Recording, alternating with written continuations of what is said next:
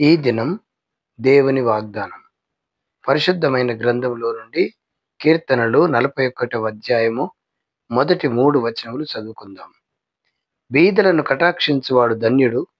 ఆపత్కాలమందు యెహోవా వానిని తప్పించును. యెహోవా వానిని కాపాడి బ్రతికించును. భూమి మీద వాడు ధన్యుడగును. వాని శత్రువుల ఇచ్చకు నీవు వానిని అప్పగింపవు. రోగశయ్య మీద యెహోవా వానిని ఆదరించును. రోగము కలుగగా నీవే వానిని స్వస్థపరచెదవు.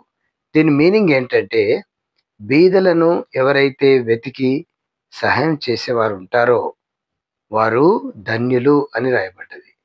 ధన్యులు అనే వర్డ్ పరలోకానికి సంబంధించింది. కాబట్టి బీదలను, ఎక్కడెక్కడైతే బీదలు ఉంటారో మనకు తెలుసు.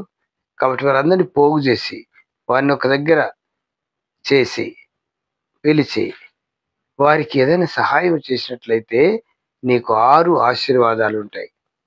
కాబట్టి 6 ఆశీర్వాదాలు మనకు రావాలి అంటే బీదలను వెతికి వారికి సహాయము చేయాలి. మొదటి ఆశీర్వాదము, ఆపత్కాలమందు యెహోవా వారిని తప్పించును. మొదట ఎటువంటి భయంకర పరిస్థితి ఉన్నా సరే తప్పించును అని రాయబడ్డది. యెహోవా వానిని కాపాడి బ్రతికించును. మరణకరమైన రోగాలు ఏవైనా వస్తూ ఉంటాయి. ఎన్నో సంవత్సరాల నుంచి మనం దేవుణ్ణి పట్టుకున్నప్పుడు మనకెన్నో బాధాకరమైన పరిస్థితులు దేవుడు చూస్తా ఉంటాడు. అవన్నీ సాతానుడు కల్పించిన కల్పన కథలన్నమాట. కాబట్టి ఆపత్కాలమందు యెహోవా వారిని కాపాడి తప్పించును. యెహోవా వారిని కాపాడి బ్రతికించును. యెహోవా చూసి చూసి చూసి అరే అతను పూర్తిగా ఆయనను ఏ విధంగా కూడా హింసిస్తా ఉన్నాడు అని చెప్పి దేవుడు చూచి వారిని ఏం చేస్తాడంట, కాపాడి బ్రతికించును. అంటే ఒక్కోసారి కుంటలో పడిపోతాం, ఒక్కోసారి చెరువులో పడిపోతాం. ఎక్కడైనా పడిపోతే ఆ వస్తువు ఏమి కాదు కానీ ఆ యొక్క అందులోనిటువంటి భయంకరమైన పరిస్థితి దేవుడు తప్పిస్తాడు అనమాట. మొదటి బ్లెస్సింగ్, ఆయన తప్పించును. అక్కడ ఏ కండిషన్ లేదు, కానీ ప్రతి పరిస్థితి నుండి మనల్ని ముందుగా తప్పించును. రెండవది, యెహోవా వారిని కాపాడి బ్రతికించును. చూసారా, మరణకరమైన రోగం, మరణకరమైన పరిస్థితి అది ఏచినా సరే చనిపోయే పరిస్థితిలో ఆయన వారిని బ్రతికించును. ఇది రెండవ బ్లెస్సింగ్. ఇక మూడవది, భూమి మీద వాడు ధన్యుడగును.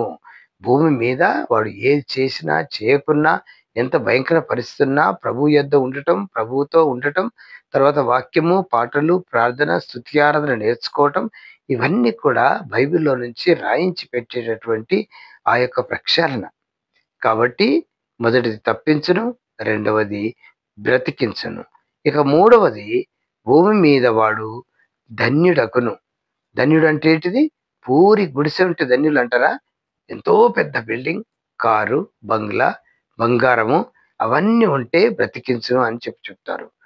కాబట్టి భూమి మీద వాడు ధన్యుడగును. భూమి మీదనే ఈ చిన్న ఎన్నో తప్పులు చేసి ఉంటాం మనం. కానీ ఆ తప్పులన్నీ పక్కన పెట్టి ఎప్పుడైతే మనము దేవుని వాక్యాన్ని చదువుతామో అప్పుడు దేవుడే మనకు తెలియకుండానే చక్కని ఆశీర్వాదకరమైన జీవితం ఇస్తూ ఉంటాడు. కాబట్టి వారి శత్రువుల ఇచ్చకు నీవు వాన్ని అప్పగింపవు. వాళ్ళ మరి యొక్క బ్లెస్సింగ్ ఏంటంటే, శత్రువులు ఇష్టం వచ్చినట్టు వాళ్ళు మనల్ని చేసుకోరు.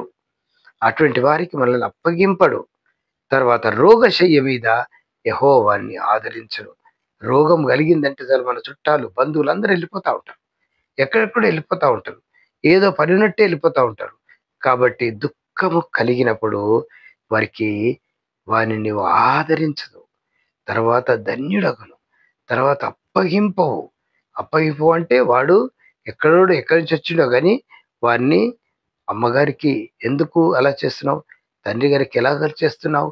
అని చెప్పి కొన్నిసార్లు మన పరిస్థితులను మనం బేరీజ్ వేసుకున్నప్పుడు వాటిలో నుంచి తప్పించును, బ్రతికించును. తర్వాత ధన్యుడు, తర్వాత అప్పగింపడు శత్రువులకు. తర్వాత నాలుగవది, రోగశయ్య మీద యెహోవా వారిని ఆదరించును. అందరికి వచ్చినట్లు మనకు కూడా రోగాలు వస్తాయి. రావని ఎక్కడ చెప్పలేదు. లోకంలో మీకు శ్రమ, సాతాను మిమ్మలను జల్లెడ వలె జల్లించును అని కూడా చెప్పాడు దేవుడు. నా నా సిలువ నేను ఎత్తుకొని వెళ్తున్నాను, మీ సిలువను మీరు ఎత్తుకోవాలని కూడా దేవుడు చెప్పాడు. కాబట్టి ఎప్పుడు కూడా నన్ను వెంబడిస్తే ఇవి రావని ఎక్కడ చెప్పలేదు.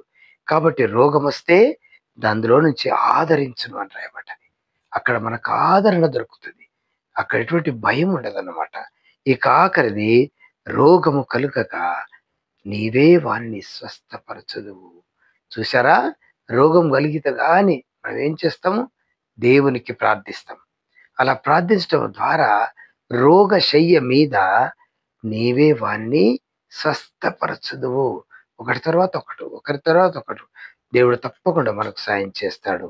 దేవుడి వాక్యము దీవించును గాక. చిన్న ప్రార్థన చేసుకుందాం.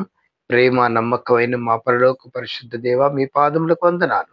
మమ్మల్ని క్షమించి ప్రేమించి ఇదిగో ఇంత చక్కని భాగ్యమును మాకిచ్చావు. దీని ద్వారా ప్రభువా మా కుటుంబానికి 1000 రెట్లు ఆశీర్వాదం అనుగ్రహించమని విన్నటువంటి ప్రతి బిడ్డలను మీరే ఆశీర్వదించి కరుణించమని యేసు నామములో ప్రార్థించి వేడుకొనుచున్నాము తండ్రి. ఆమేన్.